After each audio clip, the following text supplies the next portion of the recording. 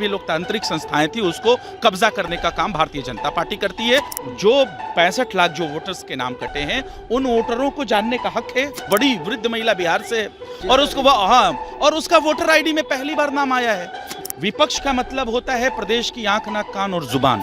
किसी की मतलब वोट देने का अधिकार छीन जाए तो इससे बड़ा दुर्भाग्य इस लोकतंत्र के लिए क्या हो सकता है। अभी आनन फानन में इलेक्शन कमीशन उसको 42 दिन में क्यों खत्म कर रही है। बिहार में चल रहे एसआईआर यानी मतदाता पुनरीक्षण को लेकर के दो मोर्चे पर लड़ाई चल रही है। एक तरफ जहां विपक्ष सत्ता पक्ष हो रहा है तो वहीं सुप्रीम कोर्ट में भी कई हलफनामे दायर किए गए हैं। एडीआर की तरफ से भी दायर किया गया है सुप्रीम कोर्ट। आज सुप्रीम कोर्ट में सुनवाई हुआ एसआईआर यानी मतदाता पुनरीक्षण को लेकर के।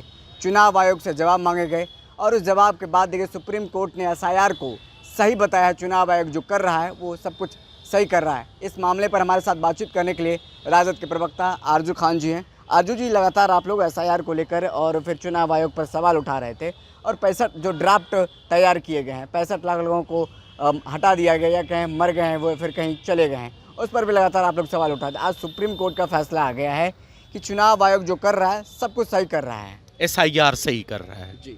देखिए, आपने दो तरीके के सवाल उठाए। पहले वो 65 लाख मतदाताओं को, और फिर आपने कहा कि सुप्रीम कोर्ट ने एसआईआर पे कहा है कि जो इलेक्शन कमीशन एसआईआर कर रहा है वो सही कर रहा है। तो leader of opposition Tejashwi Prasad Yadav ने या राष्ट्रीय जनता दल ने या महागठबंधन के किसी भी दल ने ये कब कहा कि एसआईआर गलत है। हम एसआईआर के टाइमिंग को लेके कह रहे थे कि एसआईआर का टाइमिंग गलत है। और आप देख लीजिए, आज आप जिस तारीख में खड़े हैं उस तारीख में देख लीजिए कोसी के कई तटबंध टूट चुके हैं। बिहार और उत्तर प्रदेश, बिहार पूरी तरह से एक बड़ा सा वर्ग जो है 72% के करीब वो बाढ़ में समाहित है। और आप, इसीलिए हम कह रहे थे कि आप एसआईआर करिए, लेकिन उसकी टाइमिंग आपकी ठीक नहीं है। और उसके बाद फिर इलेक्शन कमीशन का ये भी देख लीजिए, इलेक्शन कमीशन में जो सुप्रीम कोर्ट ने कहा था कि आप जो मृत लोग हैं, जो पलायन कर चुके लोग हैं, इन लोगों का आप हमको डाटा सूचित करवाइए। सुप्रीम कोर्ट का ऑर्डर हुआ, लेकिन इलेक्शन कमीशन ने कहा कि नहीं देंगे। और आज इलेक्शन कमीशन आज खुद कहती है सुप्रीम कोर्ट से कि इतना बड़ा प्रदेश है, त्रुटियां गलतियां हो सकती हैं। तो एक आदमी का भी नाम कट जाना ये लोकतंत्र के लिए घातक है। इलेक्शन कमीशन ने वो जवाब भी दिया है कि हम बाध्य नहीं है, क्योंकि संवैधानिक संस्था इलेक्शन कमीशन भी है। हम कोई कानून में ये नहीं कहता कि सुप्रीम कोर्ट को हम इस तरीके का जवाब दें जो सुप्रीम कोर्ट मांग रहा था, जो 65 लाख लोगों को। देखिए, लोकतंत्र अब इससे ज्यादा कुछ खतरे में नहीं कहा जा सकता। जब आप संविधान को मानने वाले हैं तो सुप्रीम कोर्ट को भी मानना पड़ेगा। जब सुप्रीम कोर्ट ने कहा आधार की बात, राशन कार्ड की बात, कि मैं चाहूंगा कि आप इसको मैंडेटरी कर दीजिए, क्योंकि जो दस्तावेज हैं, हमने लगातार पूछे बिहार प्रदेश के सरकार से, केंद्र सरकार से और इलेक्शन कमीशन के बड़े बड़े अधिकारियों से कि आप ये बता सकते हैं कि जो 11 दस्तावेज जो आपने जारी किए हैं उनमें से प्रतिशत कितना है। वो प्रतिशत बहुत ही कम है, जबकि बिहार की आबादी लगभग 14 करोड़ के करीब है। तो जब वो प्रतिशत ही कम है तो इसका नागरिकता का आधार अगर किसी का चला जाए, किसी की मतलब वोट देने का अधिकार छीन जाए, तो इससे बड़ा दुर्भाग्य इस लोकतंत्र के लिए क्या हो सकता है। जिस आधार कार्ड को नागरिकता का प्रमाण या फिर नागरिकता का एक दस्तावेज बताया जा रहा था, सुप्रीम कोर्ट ने उसको भी खारिज कर दिया कि आधार नागरिकता का प्रमाण नहीं हो सकता है, तो गलतियां खामियां हो सकती है। तो कोई परेशानी नहीं थी, इस पे कहाँ कोई परेशानी थी। सुप्रीम कोर्ट ने इससे पहले भी कहा है। आप लोग आधार को मैंडेट करने की बात कर रहे थे कि आधार को लागू हमने वो बातें कही, वो बात माननीय सुप्रीम कोर्ट ने इलेक्शन कमीशन से भी कहा और इलेक्शन कमीशन ने उसका कोई जवाब नहीं दिया। ये भी आप जानिए, उनको सजेशन दिया गया था आप कर सकते हैं। तो कम बात है क्या कि सुप्रीम कोर्ट इलेक्शन कमीशन को सजेशन दे रहा है, सुप्रीम कोर्ट दे रहा है। जो मानना न मानना तो चुनाव आयोग पर डिपेंड नहीं, मैं ठीक है, मानना ना मानना चुनाव आयोग के पास है। लेकिन ये बताइए कि अगर आपके प्रदेश में या देश में किसी एक भारतवासी का अगर नागरिकता का अधिकार चला जाए, उसका वोट देने का अधिकार चला जाए, तो उसके पास कौन सा अधिकार रहेगा। उसकी सारी अधिकार खत्म हो जाएंगे। हम इसी बात को कह रहे थे। और इलेक्शन कमीशन को ट्रांसपेरेंसी दिखाने में, क्रिस्टल एंड क्लियर होने में ये क्या परेशानी है। जो 65 लाख जो वोटर्स के नाम कटे हैं, उन वोटरों को जानने का हक है कि हमारा किस वजहों से कटा, वो हम प्रमाण दें। ये सुप्रीम कोर्ट को भी जानने का हक है। वही चीजें तो हम कह रहे हैं कि आप वो डिजिटल डेटा दीजिए। जो डेटा जो था पहले 6 महीने से लेके 1 साल में वो ख़त्म हो जाता था, डिस्ट्रॉय हो जाता था। अभी आनन फानन में इलेक्शन कमीशन उसको 42 दिन में क्यों ख़त्म कर रही है? सीसीटीवी, अच्छा ये बताइए कि सुप्रीम कोर्ट में केस 10 से 12 साल चलते हैं, और आप जो डिजिटल जो चीज़ें हैं जो हम मांग रहे हैं, जो विपक्षी पार्टियां मांग रही हैं, आप उसको 42 दिन में डिस्ट्रॉय कर दीजिएगा, सीसीटीवी फुटेज डिस्ट्रॉय कर दीजिएगा, तो कैसे हो पाएगा किसी के साथ न्याय?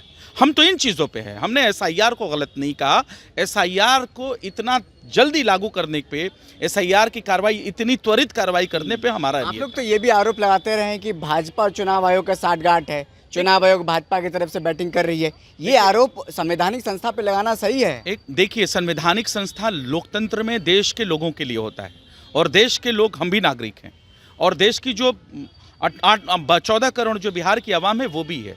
विपक्ष का मतलब होता है प्रदेश की आंख, नाक, कान और जुबान। हम उनकी जुबान बोलते हैं, हम उनकी आंखों देखते हैं, और उनकी कानों हम सुनते हैं, और उस चीज़ों को हम विधानसभा में और संसद भवन में उठाते हैं। ये हमारा दायित्व बनता है, क्योंकि विपक्ष प्रहरी होता है। हमने उस चीज़ों को उठाया, और आप देख लीजिए त्रुटियों, यहाँ कुत्ते का नाम आ जाता है, यहाँ ट्रैक्टर्स का नाम आ जाता है, यहाँ पे मोनालिसा का नाम आ जाता है। यहाँ पे आज तो देख लीजिए ना, विडंबना तो ये है कि 34 साल की जो महिला थी उसका नाम आ गया है, 124 साल में की है वो।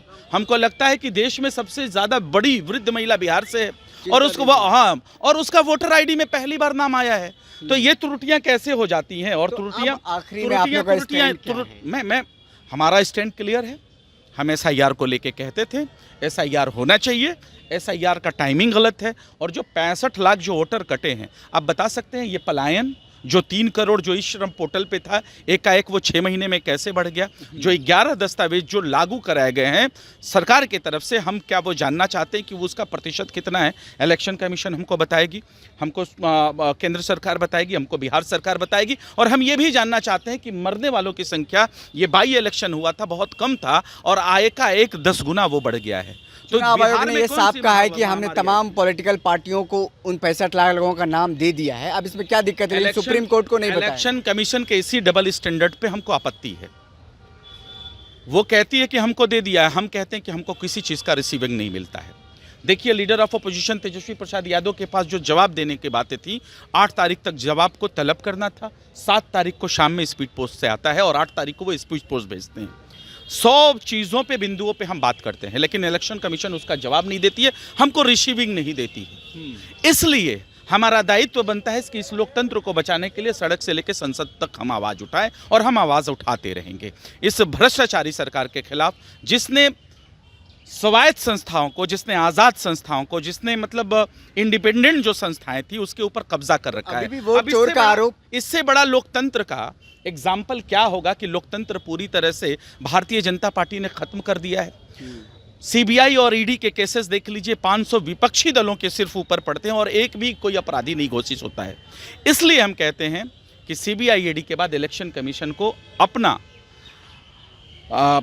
अपना काम करने के लिए भारतीय जनता पार्टी ने अपना मतलब मोहरा बना के उसको ये इस्तेमाल कर रही है, और इसलिए हम कहते हैं कि जितनी भी लोकतांत्रिक संस्थाएं थी उसको कब्जा करने का काम भारतीय जनता पार्टी करती है, जो कि इस लोकतंत्र के लिए खतरा है। सवाल अभी भी उठाते रहेंगे चुनाव आयोग पे? हम एकदम चुनाव आयोग पे क्यों नहीं, हम एसआईआर पे हम बोलते थे कि एसआईआर सही है, लेकिन एसआईआर की टाइमिंग पे गलत थे। लेकिन ये जो 65 लाख वोटर्स कटे हैं, जो एक कॉन्स्टिट्यूएंसी में 1 लाख से ज़्यादा, जो फॉर्म 6 से जो कि 70 साल के बुजुर्गों का नाम आ जाता है, 70 साल की वृद्ध महिलाओं का 80 साल की आ जाता है, फॉर्म 6 जो कि 18 से 22 साल के बच्चों के लिए होता है, इसमें एकाएक बढ़ोतरी कैसे हो जाती है? ये सारे सवालात हैं, और इस सवाल का जवाब हम भारतीय जनता पार्टी के प्रवक्ता या नेता से नहीं जानना चाहते हैं, हम इलेक्शन कमीशन के अधिकारियों से जानना चाहते हैं। बिल्कुल, बहुत बहुत शुक्रिया हमारे साथ बातचीत करने के लिए। ये थे आरजू खान जी, जो कि राजद के प्रवक्ता हैं। उन्होंने साफ तौर पर देखिए चुनाव आयोग के एसआईआर को लेकर के जो आज फैसला आया सुप्रीम कोर्ट का, सुप्रीम कोर्ट ने साफ तौर पर बताया कि जो चुनाव आयोग कर रहा है बिल्कुल सही कर रहा है। ऐसे में इनका मानना है,